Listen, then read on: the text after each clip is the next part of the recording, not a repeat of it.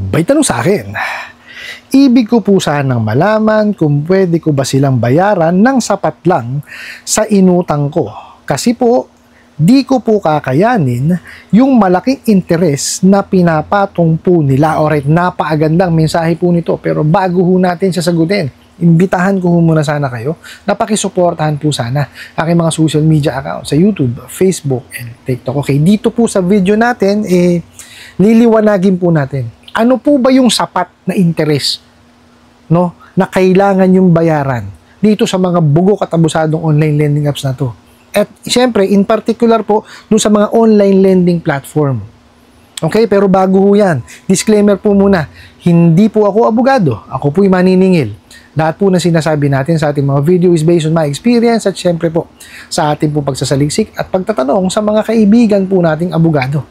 At isa pa po, hindi ko po kinukonsente ang hindi pagbabayad ng utang dahil ang utang ay responsibilidad at obligasyon na dapat po nating bayaran.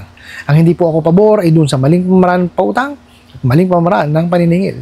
Sagutin po natin yung pinadala niyong mensahe. So sabi nyo nga, ibig nyo sanang malaman kung ano yung pwede, no, na silang bayaran ng sapat.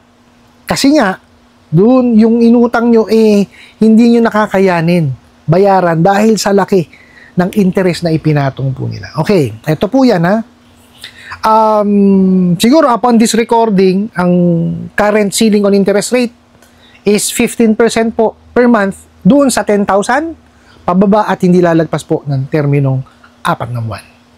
Hindi ko kasi natin alam, baka mamaya may bagong ilabas po ang SEC. Kasi alam ko meron po Pero sa ngayon, doon muna tayo magbase sa 10,000 pababa ang nahiram at ang termino po hindi lalagpas sa 4 na buwan.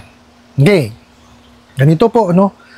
Alamin po muna natin kung yan ay legitimate or illegitimate. Pag sinabi kong legitimate na lending at saka financing, dapat po yan ay SEC incorporated. Meaning, institution siya.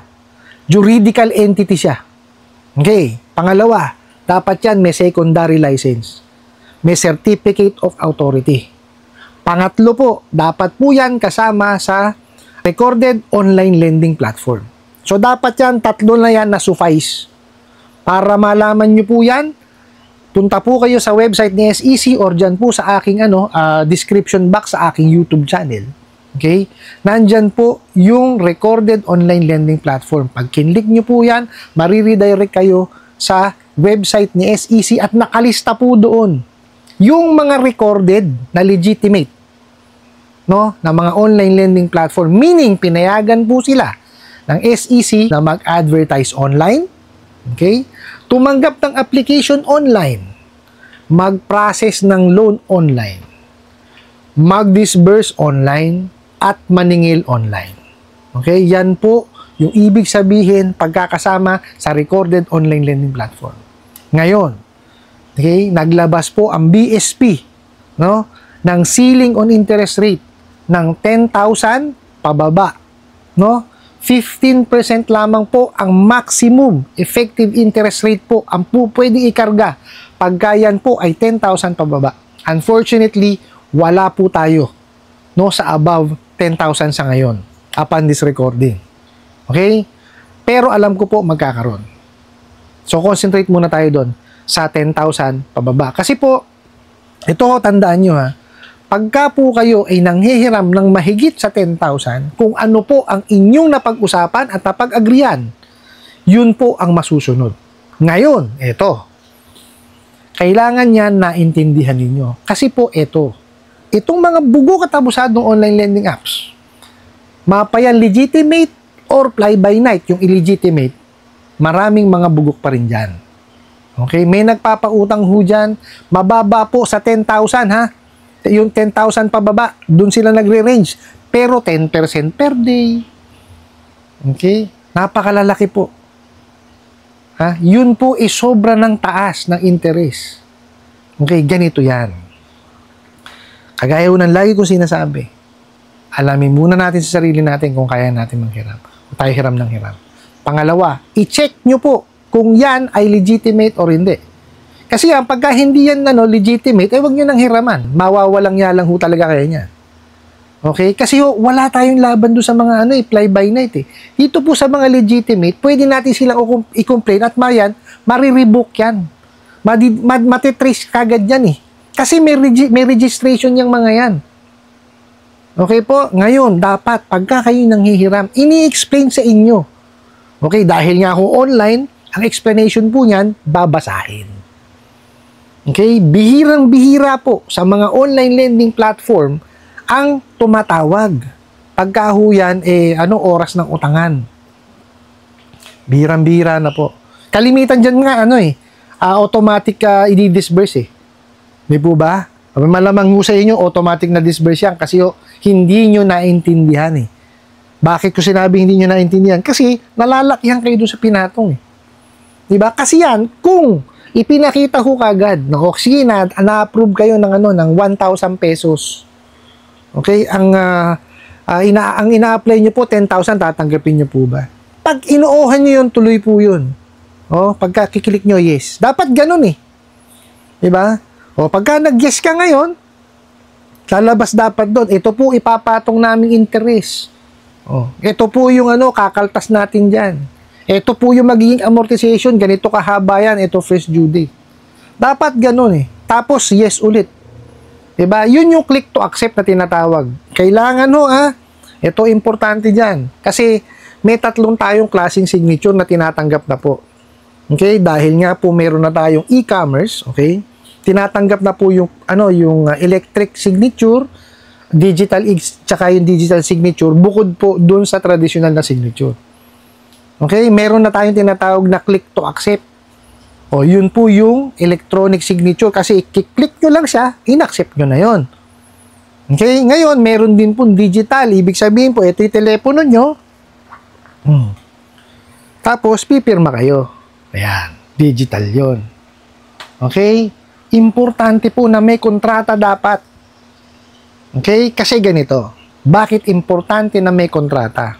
Kasi marami nagsasabi, may terms and condition kami. Terms and condition, para dun sa website yun. Okay? Iba ho ang loan contract. Ang loan contract, nakasaad dun yung detalye po nung inutang.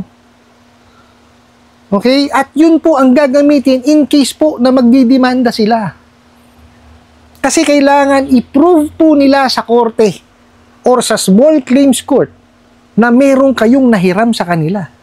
Paano nila ipuprove yung kung wala ho silang ipakikitang kontrata? Di po ba? Hindi ho po pwede yung terms and condition. Ayan tuturo lang. Ito yung terms and condition namin. Hindi ho, dapat nag-agree kayo.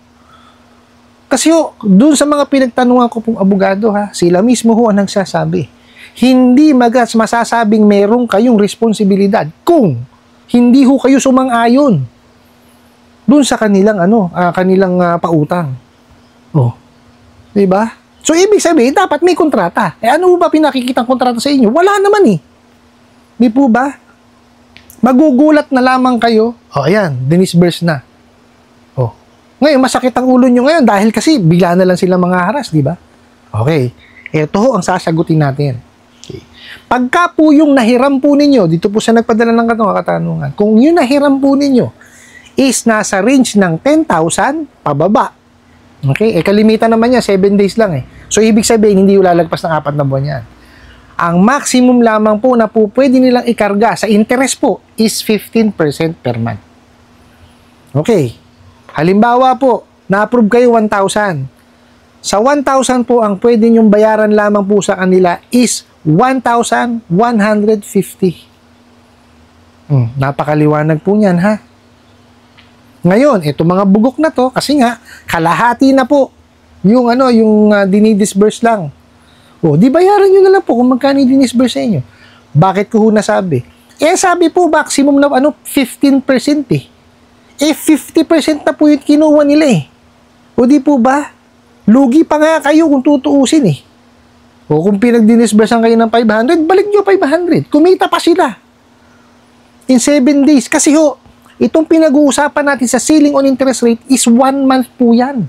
Yang 1.5% na yan or 15% per month. Pero may karagdagan po yan na 5% per month nalalagpas kayo. So meaning, on top of the 15% per month po na interest na, effective interest rate, meron po tayong karagdagang 5% per month kung lalagpas po tayo dun sa due date natin. Yun lamang po. At, hindi po pwedeng sumobra sa doble nung halaga. For example, 1,000. Tapos, babayaran nyo 1,150. O, di po ba? So, 1,150 times 2, that's 2,300. O, yun lamang po ang pinakamalaking sisingilin sa inyo dapat. Hindi yun nasusobra doon. Kahit po umabot ho ng matagal yan. Okay?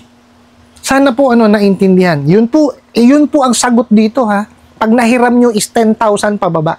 Ngayon, kung mahigit yan sa 10,000, kung ano ho, yun na pag-usapan po ninyo. Okay, kasi nakalagay sa batas natin yan na kailangan na i-discuss sa inyo, na pag-agrihan nyo. Pag nag-agree kayo, ayan, yun po yung inyong nautang. Kadalasan po, mapaligal yan, mapalegitimate yan, o mapa-fly-by-night yan, hindi yan ini-explain. Okay? Tsaka ito nga ho pala ha, baka mamaya kasi hindi nyo binabasa, baka mamaya tayo rin na may kakulangan. Basahin nyo po.